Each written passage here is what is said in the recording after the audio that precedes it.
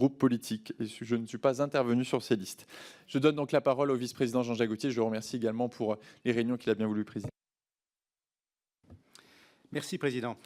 Pour une chaîne comme C8, les revenus reposent sur la pub repose sur l'audience, et l'audience repose souvent sur le buzz ou l'événement, comme vous l'avez appelé. Peut-on pour autant tout dire, tout faire? On a parfois eu des propos insultants, des gestes déplacés. Je dis souvent que quand les bornes sont franchies, il n'y a plus de limite. Quelles limites vous fixez-vous? C8 a été sanctionné par l'Arcom. L'Arcom sanctionne les éditeurs, donc pas l'animateur, pas le producteur. Mais moi, ce qui m'intéresse, c'est la réaction des hommes et des femmes face à la sanction et quelque part aussi la vertu pédagogique de la sanction. Une erreur en elle-même n'est pas condamnable. Tout le monde fait des erreurs, nous aussi, mais l'absence de réaction devant une erreur devient condamnable. Alors, quelle réaction, quelle réponse, quel regret éventuellement? Enfin, une question plus spécifique, ça permettra de changer de thème, comme vous l'avez dit. Banijay est actionnaire d'H2O Productions. C'est un producteur indépendant qui travaille avec tous les diffuseurs, notamment l'audiovisuel public. Vous-même, vous avez travaillé pour l'audiovisuel public. Je crois que la démocratie a besoin d'acteurs qui investissent dans la création et qui investissent dans l'information. C'est le cas de l'audiovisuel public. Des propos assez sévères ont été tenus sur les antennes de C8. Que pensez-vous de l'audiovisuel public, M. Hanouna? Merci de vos 3 questions, alors que j'ai bien noté. Alors, quelles limites vous fixez-vous? Sachez que aujourd'hui, on se fixe de plus en plus de limites, parce que aujourd'hui, c'est vrai que, comme je disais tout à l'heure, on pouvait faire beaucoup plus de choses avant à la télévision. Vous savez, si on avait été dans les années 80, je pense que c'est Michel Pollack qui aurait été devant vous aujourd'hui, parce que j'ai revu ses émissions. Et c'est vrai que... Vraiment, comme le temps est très contraint, Oui, j'ai vraiment besoin que vous ayez directement à la oui, question, sans prendre d'exemple et plus de recul, même si je sais que c'est oui, important. Monsieur le Président, pour je tiens expliquer, je vraiment suis à ce qu'un obligé de maximum prendre de des députés la exemples. parole. Pour expliquer, je suis obligé de prendre des exemples. Et vous le savez, on a... Oui, c'est ça, exactement. Merci, Monsieur Gage. Non, mais c'est sûr, mais c'est vrai que l'exemple est important, puisqu'aujourd'hui, voilà, Michel Pollack, il aurait été devant vous aujourd'hui.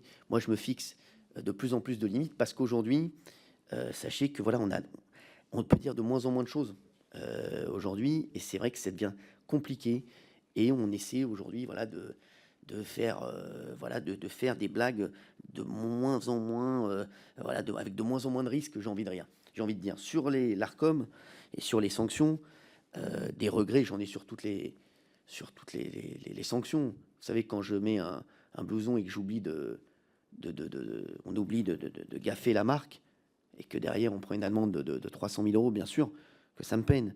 Quand je vous dis, quand on a pris cette amende, on va pas revenir. L'amende qui m'a fait le plus de mal, sachez-le, c'est l'amende sur le canular homophobe.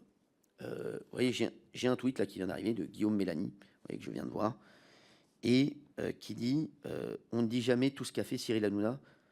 Pour soutenir... Monsieur Hanouna, on n'est pas censé avoir d'interaction avec l'extérieur de la salle de réunion, même les tweets. C'est vraiment très important que vous répondiez. Je vois tout le monde avec son téléphone. Hein. Je vais les confisquer. Non, mais je vous le dis. Non, mais vous savez, cette amende, c'est un gag, en fait, qu'on pouvait plus faire qu'on peut plus faire. Et c'était il y a quelques années qu'on peut plus faire aujourd'hui. Mais ça, j'ai énormément de regrets, parce que je vais vous dire, les limites que je me fixe et les regrets que j'ai, c'est quand je peux blesser quelqu'un. Ça me... Parce que, voilà, je peux, en direct, je peux dire des choses et avoir des sanctions comme je les ai eues. Sur Louis Boyard, bien entendu, derrière, ça m'a blessé. Ça m'a affecté. Sur ce canular, ça m'a affecté derrière, parce que j'ai pu blesser quelqu'un.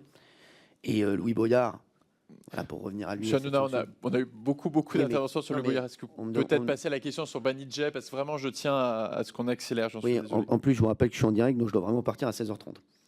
Oui. Convocation va jusqu'à 16h30, donc on vous retiendra jusqu'à 16h30. C'est pour ça que j'ai vraiment besoin que vous répondiez vraiment très direct. Est-ce que vous avez déjà dit? Il n'est pas utile de le redire. Et je prends mon goûter à 16h30 également. Banijay, alors, Banijay, j'ai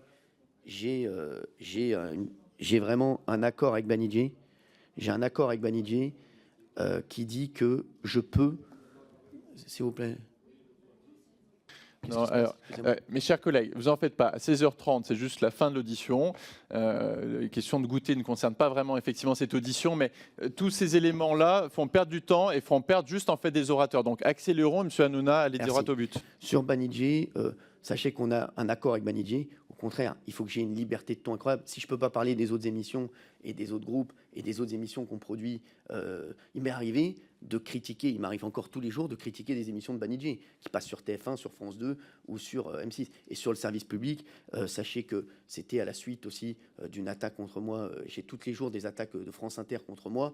Voilà, j'ai fait un petit tacle au service public. Voilà, mais j'ai rien contre Delphine Arnault qui je m'entends très bien. Mais voilà, voilà, en tout cas avec Banijé, on peut se permettre de critiquer toutes les émissions qui sont produites dans le groupe Banijé. Au contraire, sinon ce serait fou de se dire les émissions qui sont produites dans le groupe, on ne peut pas les critiquer. Ça serait contraire à notre liberté d'expression. Merci, Monsieur Gauthier.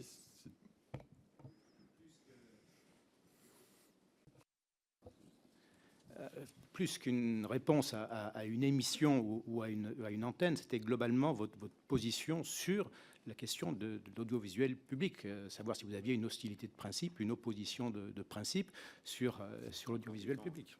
Je viens de l'audiovisuel public, comme je vous l'ai dit en préambule tout à l'heure. Donc non, mais c'est vrai qu'à un moment, je me posais la question, vous savez, c'était un moment où il y avait eu un souci dans les écoles, etc. Et je me disais, c'est vrai qu'on met 3 milliards 800 millions d'euros dans le service public. Voilà. Donc, et le service public a aussi de la pub jusqu'à 20h. Donc forcément, à un moment, je posais la question à mes chroniqueurs de savoir est-ce qu'il faut continuer la pub sur le service public alors qu'ils ont déjà 3 milliards 800 millions d'euros voilà, de budget et de subventions. Donc voilà, c'était une question et je continue à me la poser d'ailleurs, hein, mais j'ai aucune hostilité contre eux, mais je continue à me la poser.